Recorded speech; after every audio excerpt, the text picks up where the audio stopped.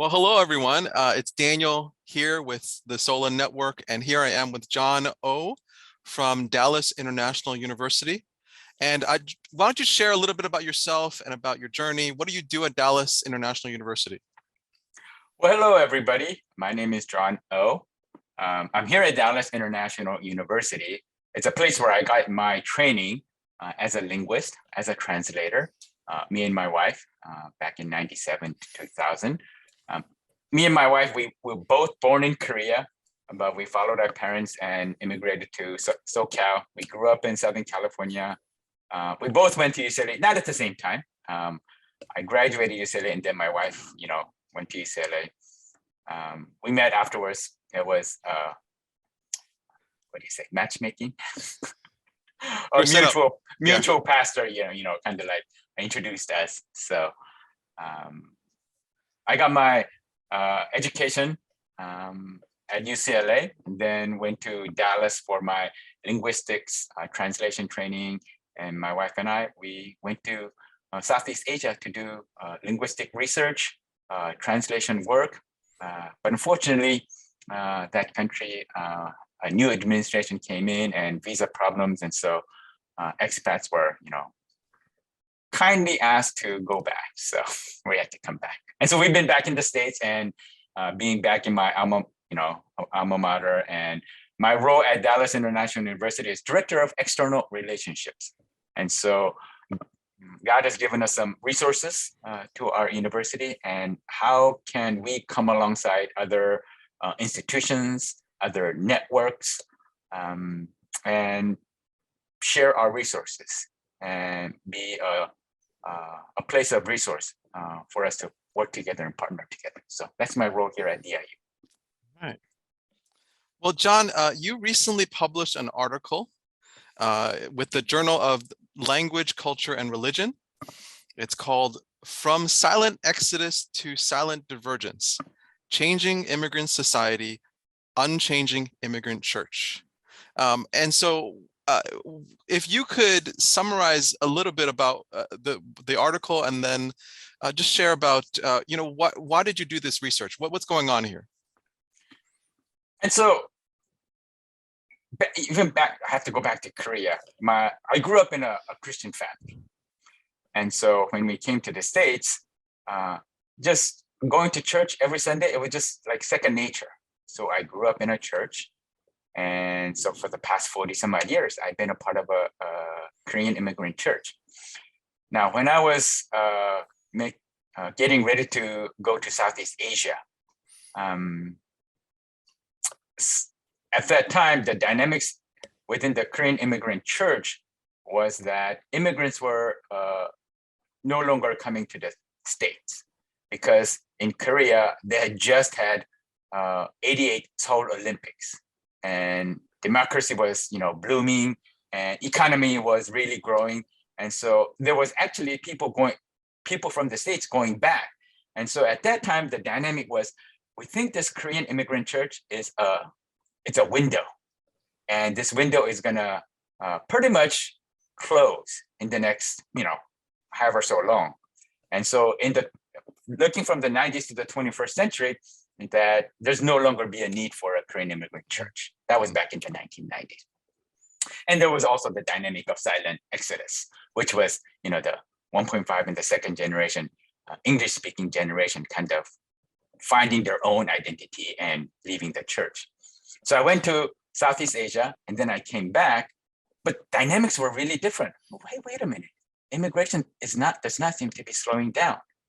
Matter of fact, Korean population seems to be exploding. So it's not what people expected. No. It was completely different than what people had expected. It was just exploding. And so I started to gather some census data, census reports, annual reports, and looking at it, and I go, oh, wow, it is really increasing. However, about 2018, I came across some denominational reports. And a handful of Korean denomination reports based in US, their annual General Assembly, annual report stated that the number of Korean churches in their denomination was decreasing, and their membership was decreasing. And the reason that they gave they listed of, there's never just one reason, but in all those cases, the very first reason they gave was because immigration was decreasing. Koreans coming from the States, one denomination report had it that it was only 10% compared to the late 1980s when it was the largest. I saw that, I knew that was not correct. Well, no, let me rephrase it. I knew it was only partially correct, that they were looking at only a partial immigration data rather than looking at the whole picture. Because I had been looking at it for the past 15, 20 years, annual census reporting and annual immigration data. And so when I came across a handful of these denominations making the report, I said, wait a minute, that's not correct. They're putting out a false narrative here. And so I started to collect some denominational data numbers, number of churches, number of membership. And sure enough, it was decreasing. But I wanted to show that their false interpretation, false narrative that number of churches were decreasing because immigration number was decreasing, that was a false interpretation. Rather, that immigration number, Korean population in the States was just exploding. So that's why I. So John, you're saying that people were saying that the reason why there's fewer Korean immigrant churches, at least in this denomination, and within each church, the membership was decreasing, was because immigration from South Korea was decreasing, and they were attributing that decrease to the lowering numbers, the lessening numbers of immigrants. Is that correct? Right. Yeah.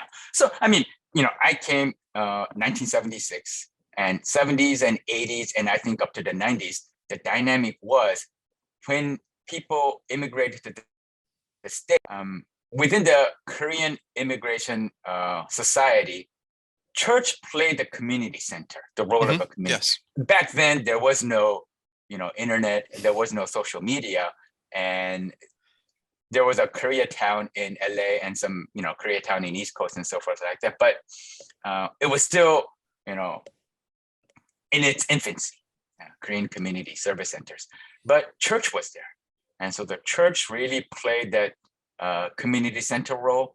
That's where you went to for network. That's where you went to gather some information, how to settle down, what's needed, where can I find some things in order to settle down in the US. And so fast forward about 20, 30 years later, I think the church continues to have that mindset. If Koreans come to the US, they would naturally come to the church because this church is the center of the community. And so the thought process is, well, if people coming to church is decreasing, then it must be that immigration is decreasing. That's why people are not coming. Now, that's not the only thing, for church decrease, but a lot of these denomination reports, they were listing that as their first reason. Yeah. What do you think has happened as a result of them attributing their lower numbers to lower immigration? So I was sharing this at another church, and this one of the leaders at that church kind of chimed in. Oh, that's a good excuse then.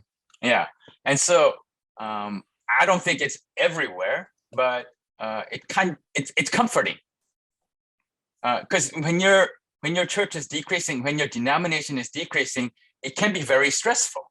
Because we want to stop that bleeding and we want to reverse that. We want our church to grow and to increase, but continuously it's going down. So as they try to find the reason for that, I think the trap that they fell into is, the immigration is decreasing. And so in a way, it becomes comforting. Well, we're doing what we want to do, but we're an immigrant church. And so for immigrant church, we need immigrants. If there are no immigrants, there's really not much that we can do. So it kind of is a comfort trap, I think, that Korean church has kind of fallen into. Okay.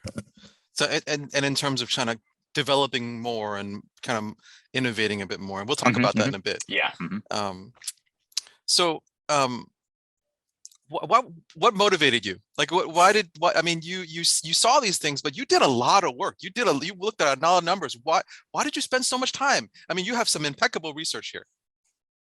Well, that research wasn't done in 1 year. As I shared, I've been kind of looking at the numbers, I'd say since I came back from Southeast Asia, about 2003. Because when I came back, when I was going to Southeast Asia, even my mindset was, oh, immigration is decreasing.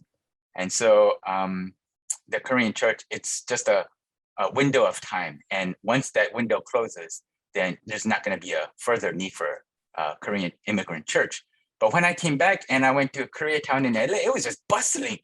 It was just traffic, new restaurants and so forth. I go, wait a minute, something's not right here. And so that's when I started to collect these census data and annual immigration yearbook reports of legal permanent residents, new legal permanent residents, and especially non-immigrant visa reporting numbers.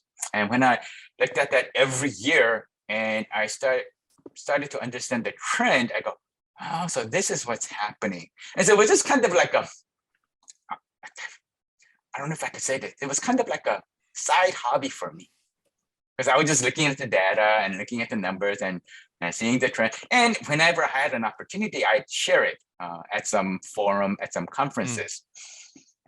But when 2018, when I saw this denominational report, when I came across this denominational report, I realized, oh, wait a minute. This can't go on this way.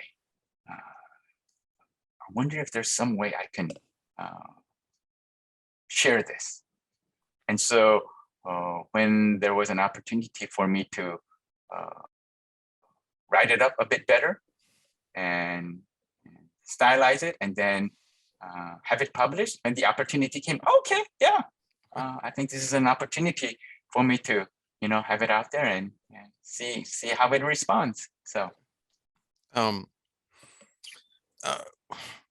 you talked about the silent exodus before, and many of us in the Asian American church-going communities know what that means. But for those who don't, can you explain a bit more about what the silent exodus is? And so when I came, for those who are 1.5, when they come to the States and they enter public school and they're able to assimilate in American culture, acquire English fluency, and have American friends in their neighborhood and so forth.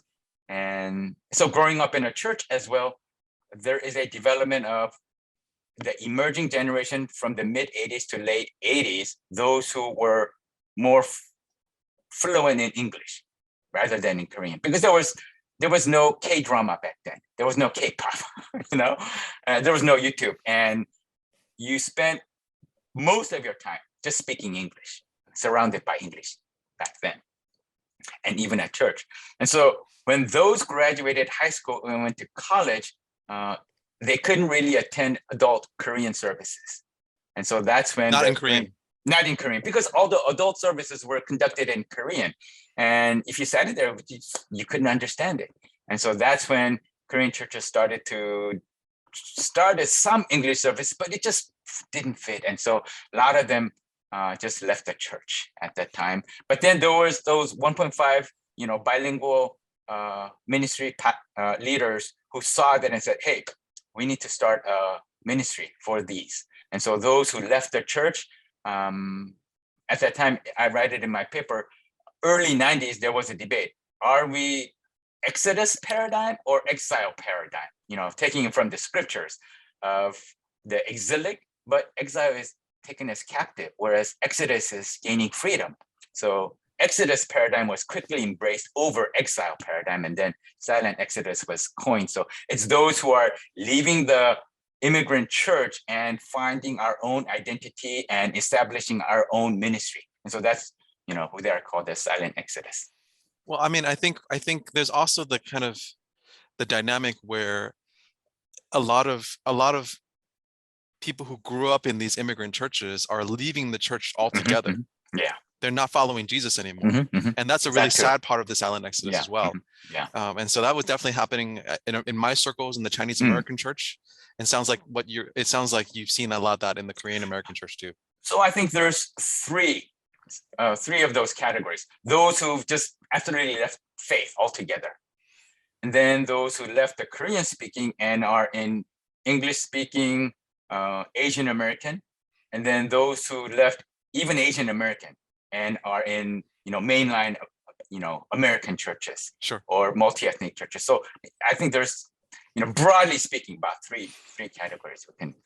But what it came down to was that the Korean immigrant church was losing many of its young people. Yes. The younger generation. Yes. Even while building like an English ministry with an English speaking service, English speaking classes, things like that, they were still going out the back door. Going out the back door, going out the front door, going out the side door, yeah. I mean, at that time, I think the first generation, they tried their best. I don't want to not put any negative, there's too much negative out there already. But in that time, from their understanding, I think some were trying to find answers for it. But some of the answers and the solution that were put forth were reactive, and it was pragmatic solutions rather than dealing with real core essential values of what it truly means to be that church. And it really never addressed our, broken relationship, generational brokenness. And so, and that's still true today even. And that's not just Korean churches. It's in, white American churches as well. So, So you called it From Silent Exodus to Silent Divergence. Why did you have that title? Tell me about Silent Divergence. So Silent Exodus is an internal phenomenon. And so it was occurring within the Korean church community. There was that not secular, but broadly overall Korean community. Within that Korean immigrant community was the Korean immigrant church. And so Silent Exodus is an internal phenomenon that occurred within the Korean American church community. Silent Divergence, what I refer to that is, it's an external phenomenon. So it's a divergence from Korean immigrant church is diverging away from the rest of the Korean immigrant community. And so it's more of an external divergence rather. So Silent Exodus is internal and Silent Divergence is external to the Korean American church community. So can you comment more about kind of this divergence moving away, the church moving away from the immigrant community? Tell me about what's going on there. And so I think it's a phenomenon I think I've now come to realize that has developed since about year 2000, and more prominently in the last 10 years, I think. From 1970s, well, first Korean churches goes back to 1910s, but the really growth was 1970s and 1980s, and it was a parallel growth, like taking it from that line from the movie Field of Dreams. If you planted a church, people came, and so as the Korean population was growing, the church was growing as well, and so it was a parallel growth. But after year 2000, I think there was a slow divergence. Korean population was continuing to increase, but that Korean population increase was not due to the traditional legal permanent residents, green card holders, also known as, but they were non-immigrant visa holders. They're the categories of visitors, international students, work visa, investment visa holders. So they're not permanent residents. They're called temporary residents. And so they're here for, if you're an international students, 4 years for bachelor's or however many for master's and PhD. If you're here in a company visa, whatever that contract is. And if you're for investment, whatever that visa contract is. And then once that visa is up, you go back or you extend it and so forth. But Sorry, these are the kind of immigrants that are these are not the kind of immigrants that are coming to America looking for a better life, kind of folks. well, they are. So Okay. So because it's much more difficult to apply for permanent residence green card in Korea, because you have to wait so long. And then once your number comes up, then you get the green card and you get on a plane. That number is very small compared to those who apply for a visa and you get on a plane and you come. And so those who come with a non-immigrant visa, but of those, their ultimate intention is to qualify for a permanent visa so that they can apply for a permanent visa, and then they could adjust their status from being a international students or a company personnel to a permanent resident green card holder.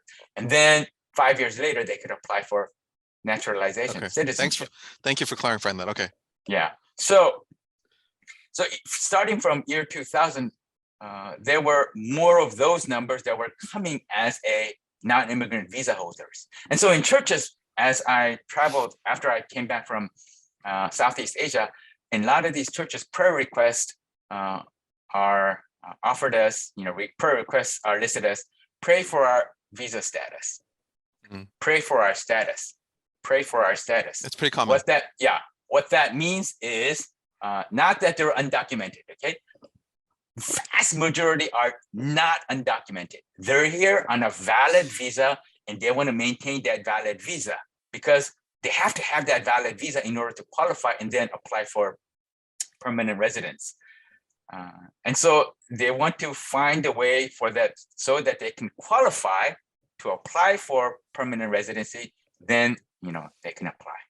So those were just vast majority of the Korean population, Korean immigrants coming, starting from after 2000 are those, but denominational leaders were looking only at what's called new arrivals. Those who get permanent residency, green card in Korea, get on a plane and land here. Yeah, that's only like 10% compared to the late 1980s. Whereas non-immigrant visa holders who come to the States, that has exploded to 1,800% compared to late 1980s. So it wasn't that immigration numbers changed. It was more that immigration patterns changed. Yes. Okay. Yes, patterns changed. So what do you think? Why do you think there was this divergence? Like, what do you you mentioned some things in your article, but what are some reasons you think the church had a divergence from the immigrant population? I don't think I can point to one thing. Several things that I think we can point to is 80s and 90s, church played that community central role.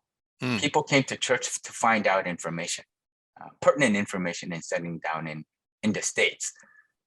However, after 2000, with the age of internet and all the information that you can find on the internet, there are Korean American community portal sites. You can ask any question and somebody will answer, give that answer to you on the internet.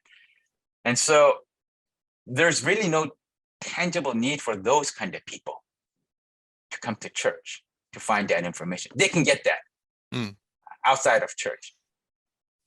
And then there are those back in the 70s and 80s, the place where you went to see Koreans, meet Koreans, and to talk Koreans was at a church, because that's where you can find a gathering of 100, 200, 300. That's one place where I know there's going to be Koreans, 100 Koreans there, 500 Koreans there. But now there's plenty of options out there where you can find gathering of Koreans. And it doesn't have to be a physical place either. And more so, I think back then, people were really looking for comfort and so forth like that. But there's so much option there right now with social media, with YouTube, and so forth like that, that people don't really see a tangible need. And I think lastly, church has really fallen on a bad image, both in Korea as well as here. There's just been several scandals, financial scandals, sexual scandals. Church has really not had a good image, good name in the past 10, 15 years, maybe, that people just don't see the church as a good place to be. It's a good place to go to. So yeah, there's several factors I think that plays into that. So, I mean, in writing this article, publishing this, you're hoping to correct the misconception that the dwindling numbers in Korean immigrant churches has to do with some kind of dwindling immigration number. So, you know, where do you see the immigrant church go from here? Like, what do you hope will happen with the immigrant church? That's a very good question. That's a very good question. I think we need to rediscover what it truly means to be the church. I'm not denying pragmatic solutions, because there's a need for that. I'm not denying reactive responses to issues that arise, because the church needs to address those as well. But I think at the core of it, we've kind of strayed away from what it truly means to be the church. To be a sign, a signpost to the world. Hey world, here is the kingdom of God. Hey world, here is a community in koinonia. Hey world, here is 3 generations in one. I call it triune generation. Hey world, here is where people reconcile with one another. Hey world, here is where, first generation, 1.5, second generation. It's difficult, it's not perfect, but we're on a path, we're on a journey of working together. So rather than being reactive, what does it truly mean for the church to be proactive in demonstrating what it truly means to be the kingdom of God? And I think another aspect of that is, how do we enter into that world? Rather than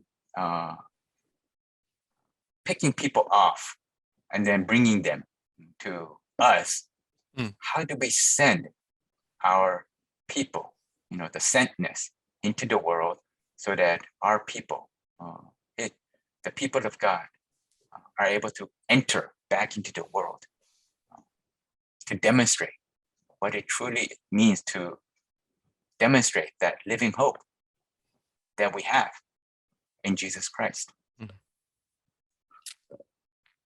John, you mentioned in your article something about a diaspora church. Can you explain that?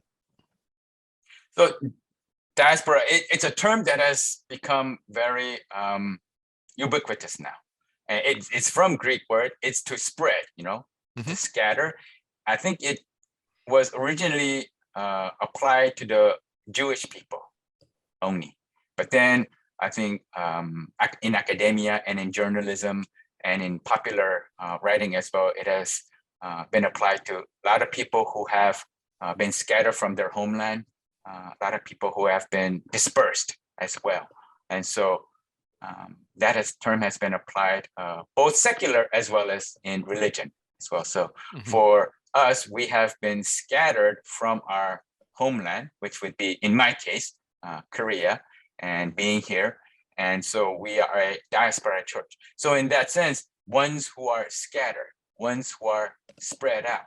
And so to continue to extend that meaning to be scattered, like what I had just shared previously, that as a diaspora church, we are to be scattered into the world to demonstrate. And so I kind of say it as going from a transformation from an immigrant church to a diaspora church. Because immigrant church, we have a tendency of just being to ourselves, gathering just amongst ourselves. And I think there is a need for that, especially for the immigrant first generation.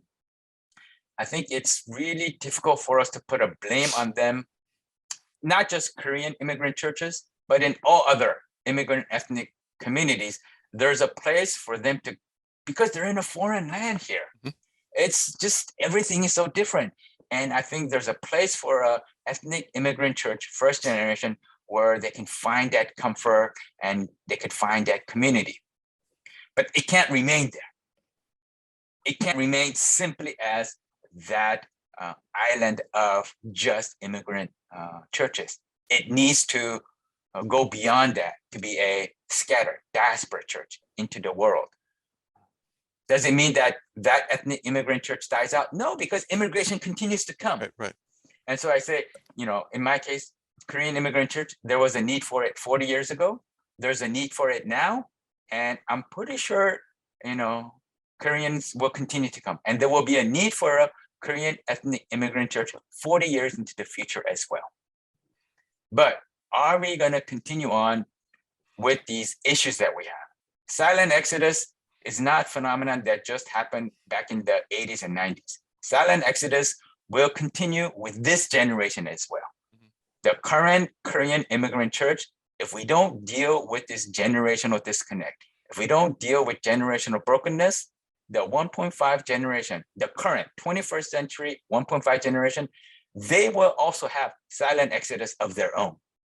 40 years into the future, if we don't deal with it again, 40 years into the future, in 2060, 2050, we're still going to continue to talk about silent exodus in 2050, unless we deal with the core issue of what does it truly mean to be the church. Yeah.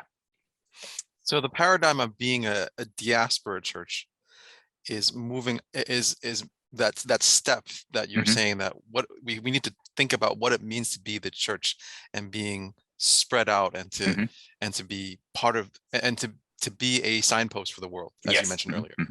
Okay. Well, I think your article, your research raises a question.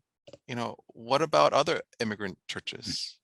What about the Chinese immigrant church? What about the Latino church? Have you thought about those? So I've come to this point because I've lived the story for the past 46 years that I've lived in the States and that I've grown up in the Korean immigrant church. And as I think about it, okay, because as you've shared, a lot of other Asian American, and there was that book published last year, that silent exodus, even among the Latino American churches, that we see that. And I've heard it from other Chinese American churches about these Asian American. And so I'm thinking, would silent divergence be a phenomenon that we get to see in other immigrant churches? However, Christianity for Korea is only 130 years. Our history is 130 years. I think Christianity in China is much longer. And so my question is, how was Korean church able to experience this silent divergence phenomenon so quickly? Because in just past 10, 15 years, there has been a split between a Christian identity and Korean community. And just, off of my head, my thought was, is American secularism so powerful that it was able to split apart our Christian identity from our Korean community? Then my question is, okay, was that Christian identity a true, down to the worldview level Christian identity? Or was it just in cultural anthropology, we talk about just outside behavior. It was just a surface covering that inside the values, the moral standards, and especially the worldview, it really didn't impact. And basically, a lot of the immigrants come seeking American dream, seeking immigrant success. And once that American dream and immigrant success has been achieved, then it's like, oh, I've got what I want. And so materialism, secularism, that has been able to split it apart. And so is our Christian identity, was it a true Christian identity? Which again, only 130 years old. But then to other immigrant communities, especially like there's so many coming from South Asia, in immigrants, from Middle East, North Africa, from Muslim immigrant, coming and so forth. Their religious identity goes back millennia. Muslim religious identity is like 1,500 years. Hindu identity is like over 3,000 years. So I'm thinking, is American secularism so powerful that it will split apart in their religious identity from their cultural identity? And when I think of some of these immigrant ministries, are we taking it too simplistically? Are we thinking too simplistically?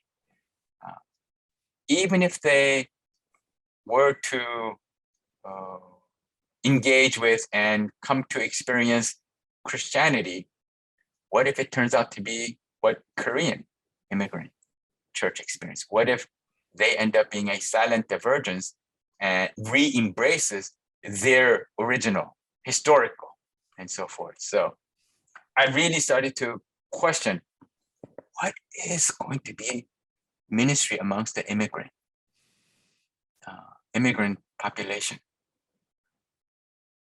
Especially as we see South Asia, Middle East, Africa, Asian, population. And there has been a lot of the reporting on the numbers that are just exploding of those people who are coming. And some ministry people see it as an opportunity, but are we approaching it too simplistically? So yeah, that's my question. Yeah, it is. Well, thank you, John. This has been a really riveting conversation. And as our churches think about how we are going to be approaching ministry, I think these are valuable conversations to have. And your research has furthered the conversation in a way that I'm hoping and praying that people are going to think through what it means to be ministering to immigrants, but also ministering to those next generations, as you were talking about. So thanks for our conversation, John. I really appreciate this time.